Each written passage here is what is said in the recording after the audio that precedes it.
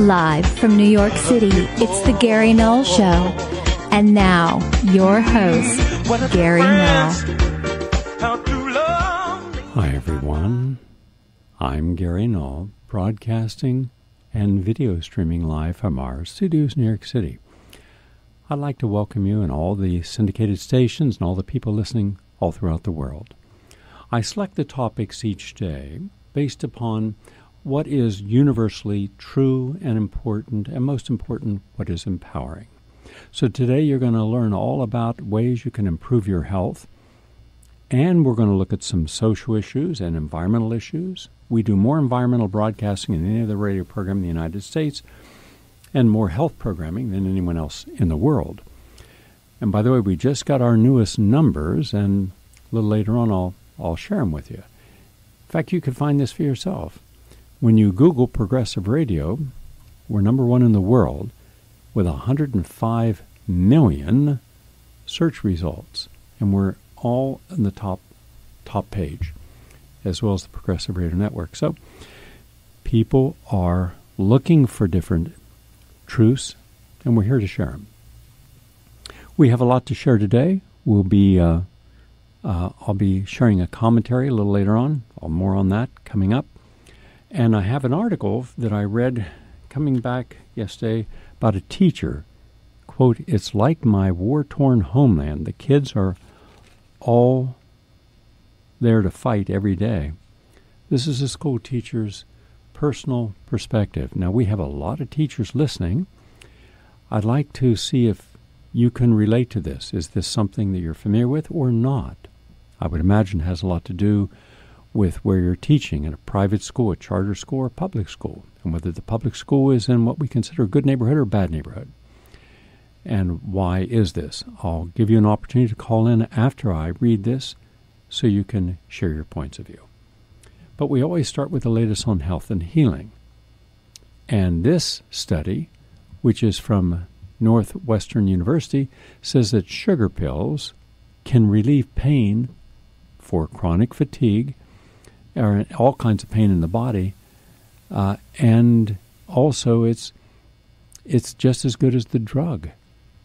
So doctors should consider treating chronic pain patients with sugar pills or a placebo pill to relieve pain because it's just as effective for half of chronic pain patients. And pain reduced by 30%. No need to fool the patients. The brain is primed to respond to findings, and that can result in vast savings for patients. And that's according to the study that was done. So, on the one hand, we have a vast industry, huge industry, of offering non-steroidal anti-inflammatories for pain. And we also have a lot of the opiates. In fact, we have an opiate epidemic in the United States for pain. So, this is saying that, A, they don't really work, and a sugar pill works just as effectively, and that wouldn't hurt the person, certainly wouldn't cause suicide and other problems that you get with the others. And this was done at the Northwestern University Feinberg School of Medicine. Now, I would suggest the following. I would suggest that a group of physicians, and we have a lot of physicians listening to this program, I would suggest you do this. Get together with some group, maybe 10 physicians, and put together a placebo, a sugar pill, an active pain medication, whatever the most popular one or the one that you would normally give, but then put together one, I'll give you a protocol.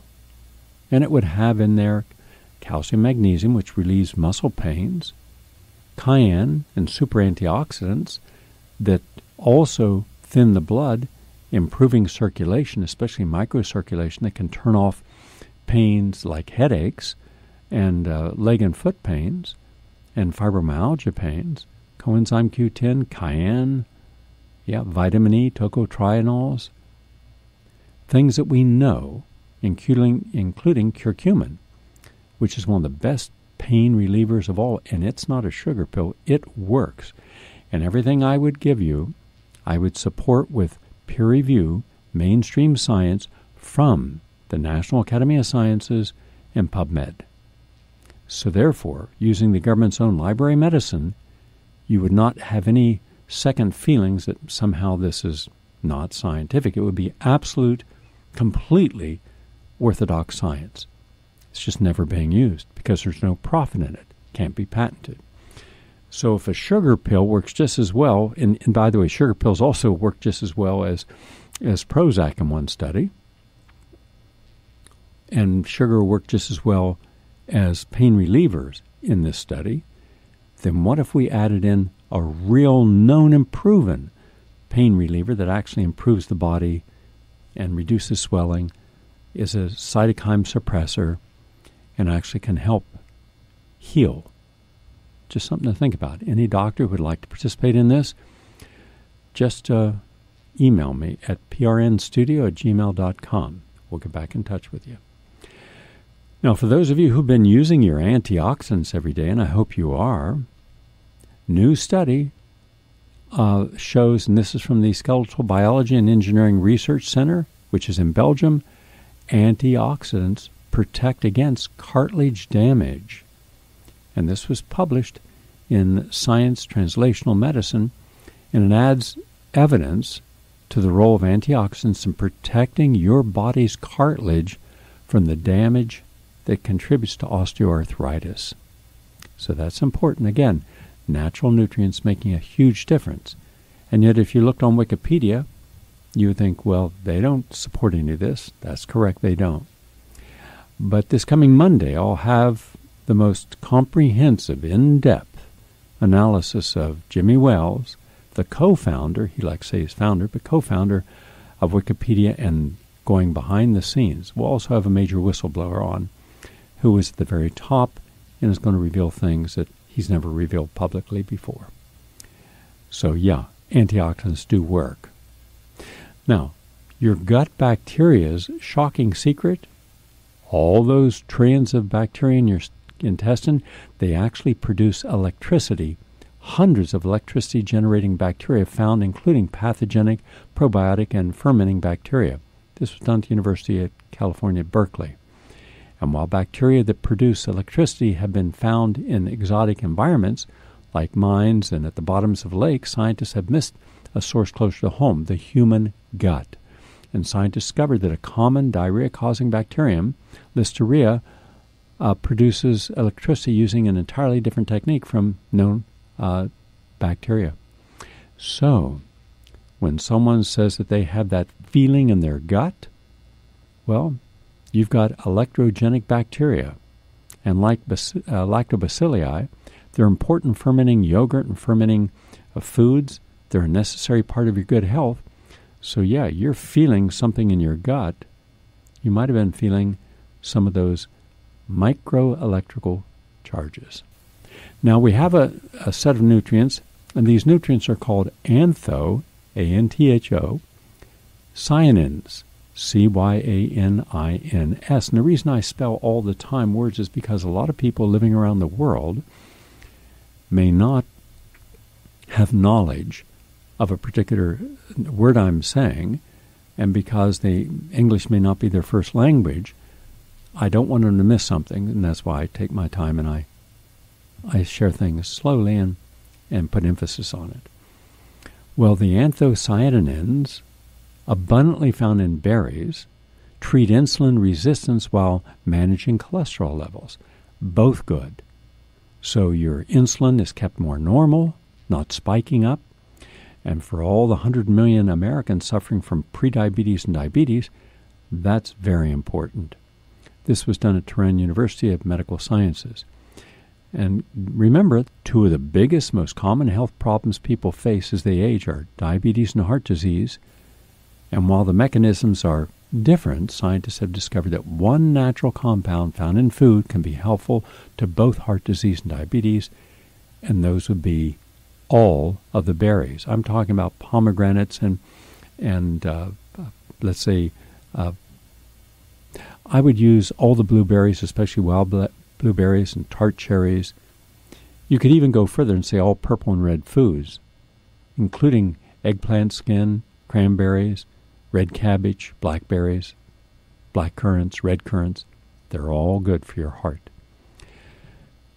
1 in 3 college freshmen worldwide reports mental health disorders. This is from Columbia University. So as if college were not difficult enough, more than 1 in 3 of first-year university students in 8 industrialized countries around the globe report symptoms consistent with a diagnosable mental health disorder. That's according to research published by the American Psychological Association. And while effective care is important, I believe that virtually the vast majority of care that any student would get would be counterindicated to anything that would reverse or prevent the condition. Mainly they're going to get diagnosed and given some form of antidepressive medication, which itself can imbalance your body biochemistry, have thoughts of suicide or actual suicide. And what we should do, we should ask all these students, what do they have in common? If it's from not just the United States, but many different countries, why are you depressed to begin with? Or why are you anxious to begin with? Is it because of being in a different environment, no longer being in a place that you can control the outcome, being in a more competitive environment, maybe having been coached to take tests and do well on those tests so you could get into a university, but then realizing there's no one to work with you there. You don't have the support team. You actually have to pay attention in class. But how can you do that? You've been conditioned to believe that the most important thing in your life, now or ever, is your social connection. And to take away that social connection and actually leave everything at home when you go to class, well, that'd be like asking someone to close their eyes and run a marathon. It's not going to happen. So what we have to do is we have to be realistic.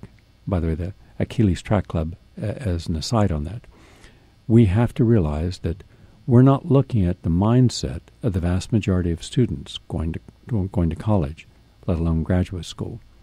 Public school is different than private universities.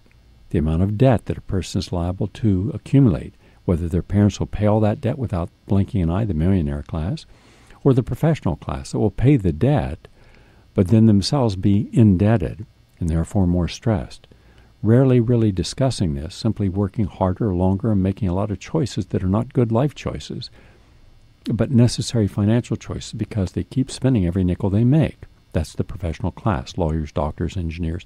Everybody who's a careerist, and that's a lot of Americans, and everybody who's a entrepreneur, that's a lot of Americans, put them both together, you got 1/3 of the American population. They're all working themselves beyond any measure of balance. There's no balance. There's no time for the quality of things that are important to them. Like spending quality time visiting places, traveling, sharing quality time without any interferences, no cell phones, going to plays, movies, enjoying time with someone that you love being with. We all believe that that's possible, but not today. We'll put it off. But remember what the Buddha said, you're out of time. Wow, did I see that when I went to my reunion. Every single person I spoke with, all nice people, not one did I recognize. Even people I'd been with for 18 years of my life, I didn't recognize. The transformation in their physical being from once vitally healthy to completely lacking in health. And I'm talking about every single person I could see in a room. And then when asked, do you want help? No, we're fine. What are you doing the rest of your life? Nothing. And they meant nothing. No commitments to any cause, anything, just hang out till you die. That's conditioning. That's almost perfect conditioning. That's groupthink conditioning. And sometimes you have to be in an environment that is not compatible with your own beliefs. and views and perceptions to appreciate what your beliefs are, how real they are to you. Just something to think about. So my suggestion is that if we want healthier children going into college and then leaving college, first shouldn't we ask, why are you going to college? I'm a believer that right now nobody should go to college before they ask and answer these questions. Is there a high probability of a career waiting for you commensurate with your degrees and your educational base, your foundation, where you could pay back the money if you owe it or your parents owe it, and so therefore you're not in debt peonage, nor are you putting someone else, like a parent who's already overworked, into a position now they're going to be hounded by bill collectors, including the government, that privatizes how it collects this money, but doesn't take the pressure off the students. And it could forgive all debt tomorrow, and it wouldn't matter a whim. Nothing would change. It'd just be the right thing to do, but it seems incapable, Democrat or Republican, do the right thing when it comes to forgiving debt. In any case, not everyone should go to a private college. Not everyone should go to a public college. Some people should go to a junior college or to a 2-year college. Some people should go to a business college. Some people shouldn't go to college at all, but go into trades. You talk about where the jobs are. I'll tell you exactly where the jobs are, and these are living wage jobs. They're in electric, plumbing, masonry, carpentry, fine carpentry, framing, roofing. That's where the jobs are, and it's only going to increase. For example, there's more work in Florida than there are people down there doing the work. So people have to wait a year to get work done. Now, with a hurricane hitting North Carolina, imagine how much work's going to be there, because there's no more place for the water to go. The soil is saturated. So you're going to have massive flooding, where that's going to come thousands upon tens of thousands, if not hundreds of thousands of homes are going to have basements flooded, because you do have basements in North Carolina. You don't have any basements in Florida, none, because the water is so close to the surface, sometimes 6 feet under. So, but there, once a basement floods, that's it. You can get a sump pump down there, but you're going to have mold, so you got to have people go in there and bleach down the walls and put anti-mold materials on it and redo structural beams that may be in the basement that may be rotting. So we don't think about that, because starting in the 1960s, everyone thought that it was better not to have a vocational job, but to rather have a professional career. And so everything was a careerist, because when you came out of college, there were 3 jobs waiting for you. You were never unemployed, unless you chose to be. Today, they're not. So how smart is it to go to college, where people are going to college, but mainly to party and socialize? No one should go to college for that. Those days are over. But not for the rich class, not for the professional class. For them, college is just another way of living in a isolated bubble away from reality. One day they'll get that. By the way, mentioning North Carolina, this I just got before I went on the air here today. North Carolina did not like science on sea levels, so it passed a law against it. Quote, in 2012, the state of North Carolina, whose low-lying coast lies in the path of Hurricane Florence, reacted to a prediction of catastrophically rising seas, banning policies based upon such forecast. This is from The Guardian. When North Carolina got bad news about what it cost and what would be involved when its coasts are impacted by climate change, it chose to ignore it. The state now, in the path of Hurricane Florence, reacted to a prediction by its Coastal Resources Commission that sea levels would be rising substantially, and as a result, they passed a law banning any policies based upon such forecast. The legislation drew ridicule, including a mocking segment by comedian Stephen Colbert, who said, "If your science gives you a result you don't like, pass a law saying the result is illegal. Problem solved." Well, North Carolina has a long, low-lying coastline and is considered one of the U.S.'s most vulnerable areas to rising sea levels. So, dire predictions, they didn't like them because of their politics. So, They weren't prepared. They're not prepared.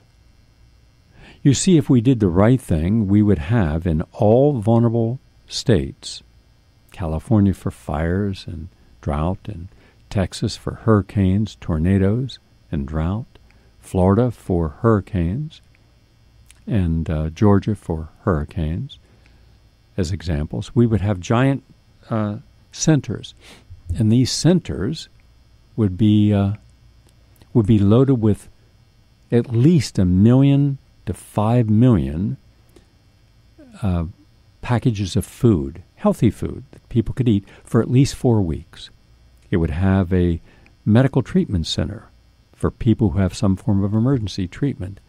There would be rooms for people. Families get larger rooms, and single people get smaller rooms with proper sewage. There would be a large generator that could generate electricity for this, and the whole roof of this, probably, I'm going to say around 1 million square feet, would be solar powered, because your storm's only going to last a day or two, 3, and then you're back to sunlight, in which case then you can regenerate, but you would have backup solar, so you'd have electricity, you'd have water, you'd have plumbing, you'd have food, you'd have water purification system, you'd have place for people to be, depending upon how long they needed to be there, you'd have emergency care.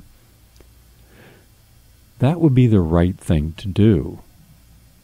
Now show me one place in the world, in the entire planet, that's done that. Just one. One single place. That shows you how utterly indifferent, corrupt, and dismissive people in power are, because that's doable. Even Jeff Bezos could build one of those in every state and still be the richest man in the world. But he won't. No, rich spend money on how they can become richer or get credit for being rich. From the University of Bath, as well as King's College London, eating too much processed sugar increases your risk for Alzheimer's disease. Last night, when I got in from filming all day, on the street, one of the people whose husband is 94 was just passing and said he's doing remarkably well. It's a lot of work, yeah, but doing well. And I mentioned just make sure he gets no sugar, because sugar is related to inflammation in the brain. And she smiled and says he's not getting the sugar. So research has found that a high intake of processed sugar can raise the risk of Alzheimer's disease. And this was published in the journal Scientific Reports. And we're eating too much sugar. And that can damage an essential enzyme called macrophage migration inhibitory factor, or MIF, which is associated with inflammation in the initial stages of Alzheimer's disease.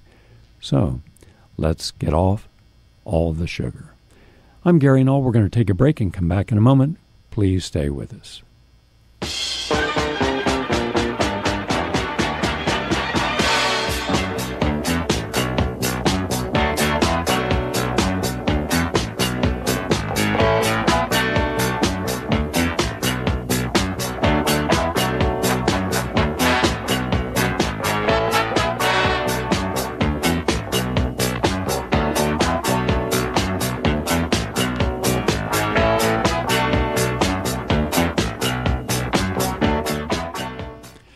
I'd like to welcome all of you. Just a brief note, yesterday we were filming in Kingston, and there's 4 corners in Kingston, which was New York's first capital until the British burned it down.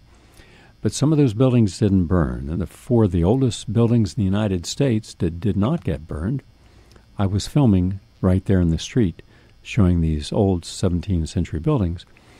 And we filmed Gerald Celente about the future and what's happening, and what lessons did we learn or not learn from the collapse of 2007-2008. And he was extremely on point, hour-and-a-half interview. And then we filmed around the town, and it's having a slow reversal, mainly because, as Gerald said, a lot of people cannot afford to live in Manhattan, Brooklyn, Bronx, Queens, Staten Island, Harlem, or the surrounding areas. So they're moving up there because they can live much better quality of life, no debt, and a lot of good things going on. And he's correct, and I certainly support that. Then we went to another town, Newburgh, which is about a half hour going towards the city, and across from Poughkeepsie, near Poughkeepsie, it's on the other side of the river. And there you have abject poverty at a level you could not imagine. I mean, it looks, well, it's as bad as Camden, New Jersey, and that's bad. But when I went out to get out of the car with a camera crew, a man, African-American gentleman who was sitting there, he was playing checkers with another gentleman, came over to me and said, "What are you doing?" I said, "Well, we're going to film." He says, "You can't film here." He says, "You start filming here within 3 minutes from now, you're going to get robbed. You're in the wrong place at the wrong time, buddy." And he then pulled down his collar and showed me all these gang tattoos. And then he pulled out razor blades from his pocket. And he said, "This is the real deal here, and you don't want to be in the wrong real deal place." I said, "Okay." So, and he said, "Look around. You see those people now point at you and on the cell phone?" He said, "They're calling gang guys who are going to be here in a heartbeat." I said, "Well, what would you suggest? Because I'm not going to leave here without getting the story of how this became a rundown place where people are suffering and not being helped." He said, "Follow me. You'll be safe." So we went right across the street. That's it. We went from one side of the street to the other side of the street. He said, "Now you got no problems." He said, "All those blocks there, there's hundreds of blocks, that's a problem. Here on this side of the street, it's not a problem." And he took me around the corner, and there on this side street were about 11 new small little businesses. You know, a gourmet restaurant and a floral shop and a dress shop called Cream and a little antique store. And the guy told me that he owned 3 buildings there. We were able to buy them for $50,000. And then he's a carpenter and he fixes them up. And he's lived there his whole life. So I interviewed all these people, these small business people, and they said, "Yeah, we've never had a problem here." And some of them were new. One was there the first. She was there 9 years. And she said, "I've never had a problem." I said, "Just imagine that for a moment. A whole giant area you can't go into. I mean, people are zonked out on the street. One guy laying up on the curb in the street, whether he was dead or not, I don't know. Bad neighborhood, lots of knifings, lots of trouble, lots of gangs. Right across the street, it's like a sanctuary. Now, figure that out. And that's because, and I said, "Well, why is this?" And here's what he said. Right or wrong, it's what he said, and he's there. As he said, this is the real deal. He was the real deal. He said, "Everyone here knows that this is a bad deal they've been given since the 1960s. There have been 3 efforts to make a new renaissance in these communities. They've all failed because of bad politics. But now it looks like with this new little block here and these businesses, it might succeed because a lot of people can't afford to live in other environments. People are coming from Boston. It's multi-ethnic, people from all races and backgrounds. This woman's Irish. This woman is from Puerto Rico. And none of them are rich, but this is one of the places they could actually afford to rent here. And he introduced me to the landlord, real hip guy. And he had been there all 56 years of his life. And he had bought 7 buildings. He's not rich, but these were very, very inexpensive buildings.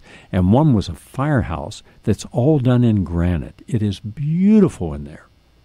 Nobody wanted it. He bought it for $50,000. And he's turning it into a restaurant downstairs and condominiums upstairs. And this guy's working with him. So he told me, he says, "So the word is out. Stay away and let's hope that these people become the anchor to allow an entire rejuvenation of a community where we all benefit.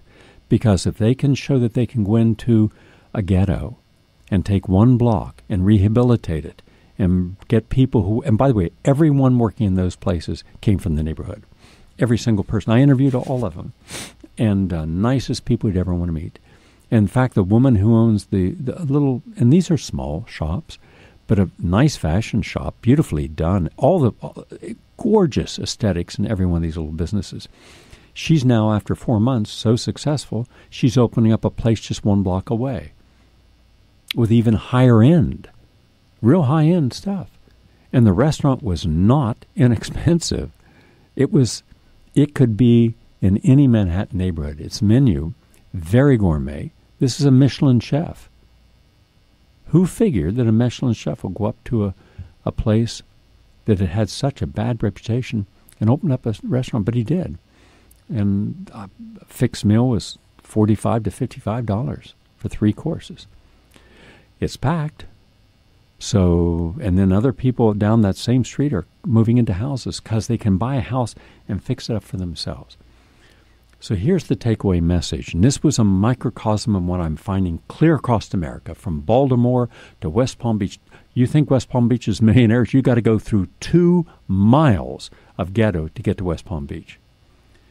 But now there's rejuvenation. In Detroit, I saw it, rejuvenation. And the government's not rejuvenating anything.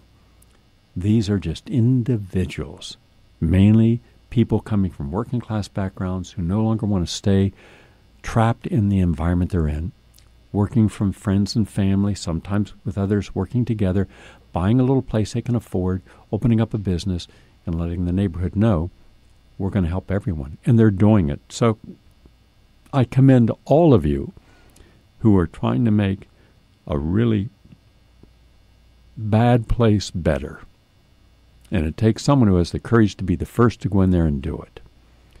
And for that gentleman who probably kept us safe yesterday, and I told him, I said, I really appreciate the fact that you cared enough about us. He said, well, you're here to tell the world our story. I'd be a fool not to be able to tell the story so other people might see that we're not to be feared. We're not a threat. And in time, he said, that area that he told me to get out of, in time, they're going to take 1 street at the bottom of it and rehabilitate it. And he said, it just means you got to go and take a chance.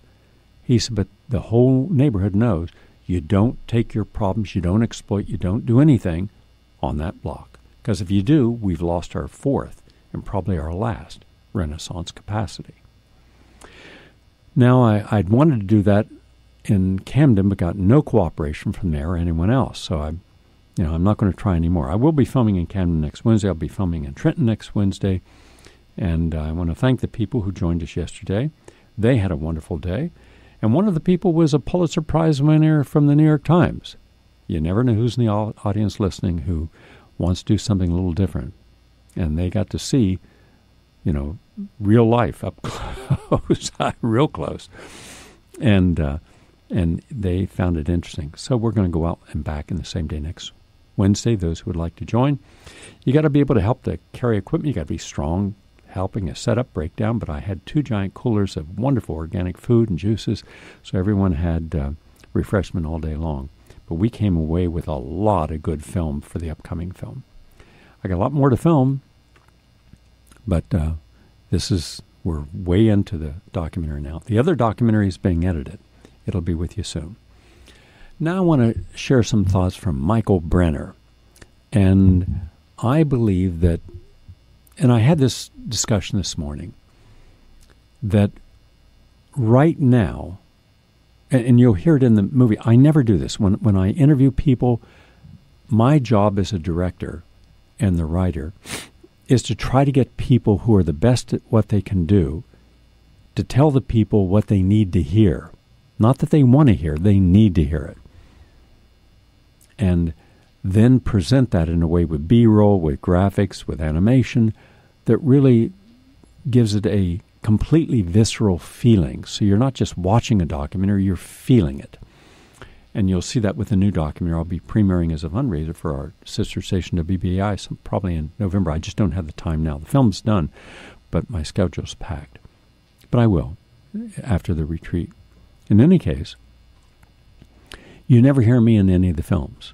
I'm not in any of the films I make. I'm not Michael Moore. I'm not there to make a film about myself and just surround it with other issues. It's about the issue. But in this one, I started to ask Gerald Celente a question, And then I stopped myself and I said, Gerald, I'd like you to respond and deconstruct, showing what's wrong with my analysis. And then I laid it out, that everyone keeps saying, well, we've got the technology. Science will solve all of our environmental problems. Okay, that's possible. And then we have enormous intellectual capital in our society. After all, we did the Marshall Plan. We saved and rebuilt war-torn Europe and Japan, making them world leaders. Germany and Japan, two of the world's strongest economies. That was America that did that. That was important. It helped us also. So we have the intellectual capacity. And then the concept was that we have a media that once you start seeing how bad something is, it'll get behind the idea that what are we going to do to change everything so that this is our priority, nothing else. Forget whether or not, you know all, 54 different trans terms and don't want to be politically incorrect. That is not quite as important as the world ending for a lot of people. At some time, we have to stop this nonsense of being politically correct in identity politics, which is it's insane, and actually get real. We have priorities we're denying. And I said this to him. I said, I don't believe that there's going to be a happy ending to anything. Nothing. Except for the 5% of the people who are willing to be responsible and engage in an intentional knowledge. You have the intent to know the problems and the intent to know the solutions. And therefore, you're not going to be caught blindsided or living in apathy and hubris and then look for someone to blame. No, I said, do you really think that a mother and father that are feeding their child to the child is morbidly obese with diabetes and heart disease by the age of 6, you think they're going to give a damn about anything or anyone except themselves? Then you're dealing with the illusion. You're dealing with this inverted construct of a utopian society if only we became. Well, we're not going to become what we're not. People don't change. I wish they did. They don't. So those people are not going to get healthy, and they're certainly not going to be a part of the environment. If you don't care what you eat and you watch television programs, Man, Food, Fire, that shows without any compassion, and that other bald-headed clown that runs around, Zimmerman or whatever his name is, on exotic food. Someone said, you got to watch this, and I turned it on, and he was shooting he and this other clown were shooting innocent animals so they could go and taste their liver or something. What kind of clueless person does that? Shame on him. And them and the network. But again, we're not going to change him. He's not going to change. He's getting ratings, and he's getting popular, and he's getting money. He's got fame, and once you get the fame bug, you'll do all kinds of stupid things because you feel entitled. So the celebrities are not going to change. They're not even incapable of not, when they don't get invited to walk a red carpet, they go into a deep depression and have to see an analyst at 3 o'clock in the morning. So forget them. Forget politicians. They're incapable of doing anything right because they've never done anything right. All of them, from all parties. Forget the media. They're incapable of telling you the truth. They're completely biased, even if they're intellectually capable of being smart, which they are, and capable of telling the truth, which they are. But at some point, they realize the truth they want to tell you is not the truth that is in controlling their media. So then they have to make a choice. And if you're Chris Hedges, if you're Abby Martin, if you're Cornel West, you go to the real universal truth. You don't stay with your corporate truth, your creed truth. And hence, they're no longer accepted. So when you take the fact that the average person is not willing to do anything preventatively, anything to help their neighbors, like 7 million homes lost, no one went over to a neighbor and says, friend, can we help you? We're a whole neighborhood. We lived here together. Our kids grew up and went to school together. You're in trouble now. What can we do to help you? Never happened. So you got millionaires who are not going to help anyone. They never have and they never will. You got the professional class. You may have a few exceptions there. I'm not even talking about 1%. Lawyers, doctors, engineers, professors. When was the last time you saw them in mass protest anything? Give me one example, one single example of them protesting in mass. You have all the professors, the dingbats of the universe. Now, if they really cared about the students, they would have all gotten together and collectively gone on strike to stop student debt, have it forgiven. They haven't. Teachers would have done the same. They haven't. Unions would have done the same. They haven't. We are a society embraced in our own narcissism, our own need, our own greed, our own selfishness. If you want to see something really stupid, and I'm talking about mind-numbingly stupid, listen to Stacy Keach do American Greed. It's always about how people lost everything. Yeah, they did. But why did they lose everything? Because they were greedy. Someone was promising 20%, 30%. These all had people in savings, but they wanted more. What if they weren't greedy? What if they didn't want more? I don't want people to get more. I want people to be able to control and save what they have, because the day's going to come when they're going to need it.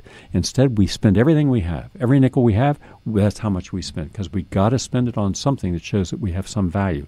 Because on an intrinsic level or an existential level, we don't see ourselves as having any value. It's only the value that we have that other people's perception of us dictates. So if we have a lot, we buy a lot, we spend a lot, we shop a lot, we exploit a lot, we explore a lot, and we vogue a lot. We show everyone, here's my selfie. Look at my watch. Look at my rings. Look at my house. And you think, wow, that's how far down the rabbit hole of relevance to self we've gone. That said, I then said to Gerald, so Gerald, tell me exactly who is going to save us from global warming, from increasing hurricanes, from drying out and going into severe drought in 20 states in the United States. Who's going to save? Right now, there's been 80 million migrants from conflict around the world. 80 million. The United States has caused at least 70 million. Look at Iraq. Look at Afghanistan. Look at Syria. Look at Libya. That's all the United States and its allies. What's going to happen when there's starvation and there's 5 times that amount of migrants? Who's going to be concerned? If we're not concerned right now about killing children in Libya or in Yemen, and we're not, then how do we suddenly develop a consciousness to care about global warming? We don't. If we have a 14-year-old kid from Belgium who has got a new invention to help take the plastic out of the ocean, then why didn't we do it at MIT and Caltech? Why didn't any of us do it? Because we didn't give a damn. We don't give a damn about anything except ourselves. That's the reality. That's my view. You can take issue with it, but that's what I see, and I look very carefully. I just don't see us. I don't see us based upon our identity, politics, and our separations and our divisions, caring about anything but ourselves, except for 5%. Now, that's not a few people. That's still 16 to 17 million people. That's still enough to cause change, but only change for themselves. It's not going to change corporations, the government, the media, or the citizenry.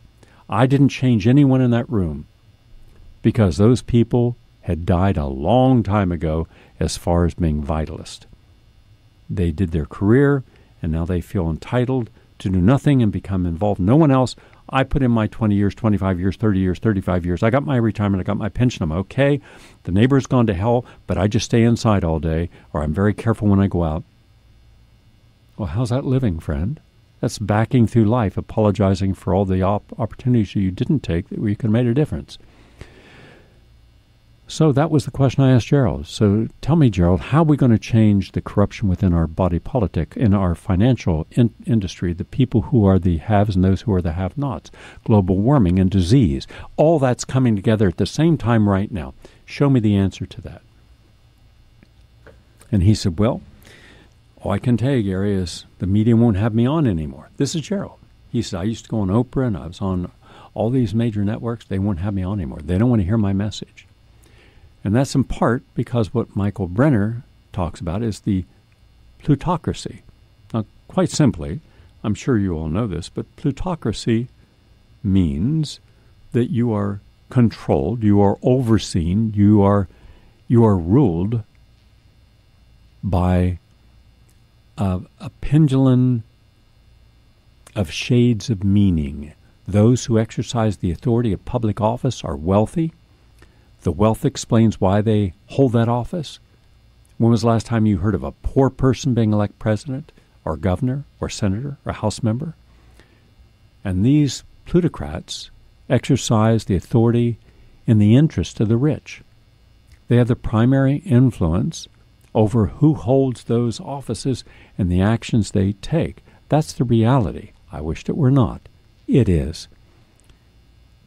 If you had a Ralph Nader, a Jill Stein, a Rocky Anderson, even a Gary Johnson, who I don't agree on a lot of things with, some I do, and if they were to get into a debate with the existing, let's say with a Trump and a Clinton, my God, you would see how absolutely bankrupt on every single issue these two clowns are. But we don't have that opportunity. It's not just the worst of two evils, and people accept that today, but the worst of two evils is still evil. When there's non-evil out there, why don't we look at it? When there's honesty out there, why don't we look for it? When there's spiritual authority out there, why don't we look for it? When there's moral equivalency, why don't we look for it? Simple. Because these aspects of plutocracy are not exclusive. Moreover, government of the rich and for the rich need not be directed by the rich. You've heard me mention many times about the most dangerous class of people in America are not the super rich, the 1,001%, the Bill Gates, Warren Buffett, Larry Ellison, Jeff Bezos. No, the most dangerous people on the planet are the highly educated, so-called best and brightest technocrats. Technocrats don't do work like a bureaucrat. They're not functionaries. They're ideologists. They create the actual ideology, and then they create the circumstances, the laws. They create the exclusions to those laws, the deregulations. They create the think tanks who will then have power to give us direction, and the direction is the direction they have guided us into. So the Council on Foreign Relations, in my personal opinion, one of the most dangerous organizations, is not the single most dangerous organization in American history. Because it's respected.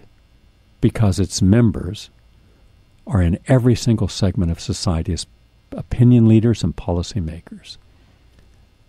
Most of the presidents, with a few exceptions, are not worldly or highly aware or highly literate people. But what you have with these technocrats, they are worldly, they are aware, and they're highly intelligent, and there are hundreds of thousands of them. And in some exceptional circumstances, rich individuals who hold power positions may govern in the interest of the many. Franklin Roosevelt was a good example. Dwight Eisenhower was another good example. And there's been no other example since that time, including Kennedy. The United States today qualifies as a pure, unbridled, thoroughbred plutocracy for a lot of reasons. Now, let's look at some of the striking bits of evidence. Gross income redistribution upwards in the hierarchy has been a feature of American society for the past decades. The familiar statistic tells us that nearly 80% of the national wealth generated since 1973 has gone to the upper 2% and 65% to the upper 1%. Estimates for the rise in real income for salaried workers over the past 40 years has ranged from 20 to 28%. In that period, real gross domestic product has risen 110%. So there's a double standard. And yet when a mistake is made in a corporation, who pays for it? Who loses their job? Never the person who created the policies that were the bad mistake. So everyone who had nothing to do with creating the problem is punished. The person who actually made the plans, instigated them, and their board are rewarded. Now just wrap your mind around that concept for a moment. Back in 2007 and 2008, when the economy began to constrict and the crisis was manifesting, what we should have done, the right thing to do, is let every single bank that was bad go out of business. Have a structured bankruptcy, take all of its assets away from it, fire everyone associated with that, eliminate the Federal Reserve, because the Federal Reserve is not even mandated, not even legal under the Constitution. Instead, it is only the Treasury that has the right to print money and distribute it. It could do so at zero interest. So then the Federal Reserve would be gone. It's a profit-making organization, and it's a private organization, not even a pseudo-private. It's private. The fact that the President of the United States selects the head of it, all the regional banks are profit-making banks, and they make hundreds of billions of dollars and do nothing more than print money and control the rate of interest based upon what they see as the rate of inflation. And they gave away anywhere between 14's the lowest figure I could find to $21 trillion in money to corporations that actually caused the problem. So let's get this very clear. And for those who call yourselves economists, shame on you for being so out of touch with the real reality. You make money off debt. That's called economic alchemy. You're a fool. You'll say, well, I'm not a fool, Gary. I'm an equity partner. I'm an economic parasite. I'm able to survive by taking good companies, buying them with other people's money, loading them up with debt, taking the debt that I loaded up with as my profit and commissions, and when it finally succumbs because it cannot handle the service cost, then we sell it off in bits and pieces, even while it's still alive. And we give nothing to the people who have been working there for generations. So how stupid are we? Well, economically, you're not stupid. But helping a society thrive, you're the reason that 58,000 corporations and factories have closed just since 2000, and another 20,000 before that from the mid-'70s, when very greedy people started using their capacity to create debt and fear and loathing. As before they were equity partners, they were corporate raiders, but they had to sanitize that name. And before they were corporate raiders, they were green mailers, where they would buy stock in a company and then threaten to take over the company or its management and start exercising that the company sell its assets, even if that meant tearing up a company. So they were paid large amounts of money just to go away. And that's where the poison pill came from. We don't want you to take over our company, so we're going to load ourselves up with so much debt that we won't be viable for you. Well, that doesn't work. That did work then. It doesn't work today because they can dismiss a lot of your debt, and they all even use your pensions as part of their asset portfolio. So they take their wealth from the value, the high value of your corporation, and then watch its value 5 years later. Want to look at Circuit City? Want to look at linens and things? And yet all of these titans of industry and economics on Wall Street were all praised. There were adulation to these people, as if, look at these people. Jimmy, don't you want to be one of those very rich schmucks when you grow up? They're all schmucks. All of them. I make no exceptions. Every single head of every bank in America, I consider them loath because they have no interest in helping anyone but themselves and their little group of great white sharks who are on 24/7 feed alert for a nosebleed. These people have no spiritual values, no moral values, but they have only social values. How to make society believe that they're really authentically good people. They're not. And they haven't been. So we've got our whole value system askew. So that's what happens when they control the body politic. So in short, the overwhelming fraction of all the wealth created over 2 generations has gone to those at the very top of the income pyramid who created virtually all the problems. So if you have a city like I was in yesterday, of, let's say, Kingston, New York, or Poughkeepsie, or Newburgh, and if you want to know why people are doing drugs and why all the houses are just gutted and burned out or just completely ghettoized, look no further than these people, because there were jobs there. These were all full employment places. These were good quality neighborhoods. These were people who you could walk down any street. These were good people in good environments who had good jobs. And today there are no jobs. So there's no income. There's no stability. They've been forgotten and abandoned and betrayed. And it's these last 2 generations of policymakers and opinion leaders, starting with the wealthy, the megalomaniacs, the sociopaths. And by the way, the fact that someone is charming and funny doesn't mean they're not a sociopath. They are. Look at what they do, not what they say. So the pattern that has been markedly accelerated since the financial crisis hit 2008, between 2000 and 2012, the real net worth of 90% of Americans has declined by 25%. Meanwhile, Warren Buffett, Jeff Bezos, Bill Gates, etc., the wealthiest 100th to 1,000th of 1% of the world's population, now own more than half of the world's wealth. That's according to Credit Suisse report, November 2017. So, in conclusion, theoretically, there is the possibility that this change is due to structural economic features operating nationally and internationally. There is no reason to believe that. It comes down to one issue only. A society whose leaders are all bound, including their sycophants, by greed and the need for power, the need for their Lady Gaga moment. You talk about an insecure person. When a woman has to dress in an animal skin, the meat of an animal, without considering what was it like to be that animal that was sacrificed so she could go one more step into the extreme of obnoxious and pretentious and arrogant self-adulation, so others could say, wow, how cool are you? Well, how cool is a person that can buy a 500-foot yacht that's as big as a cruise ship when they don't even like to be on the ocean? Why they buy it? So you'll pay attention to them for a moment. And when you buy an ugly Picasso, most of him, in my opinion, are not aesthetically pleasing, creative, yes, but not my. And what you're paying $150 million for what? Because enough stupid people who have no real sense of aesthetics, real sense of art, real sense of appreciating what that might be, you overpaid for it? Remember, it's just based on what the market will bear. So if you're able to buy anything in a market, and hence you buy everything, you're paying an exaggerated price, sometimes 1,000 times more than what it's valued. But in that moment, your name will get out there. Gee whiz, why'd you buy a yacht? Because I could afford to. Why'd you buy that painting? Because I could afford to. And then everybody remembers, gee, he's that rich, he's that powerful. It doesn't make him a nice person, though.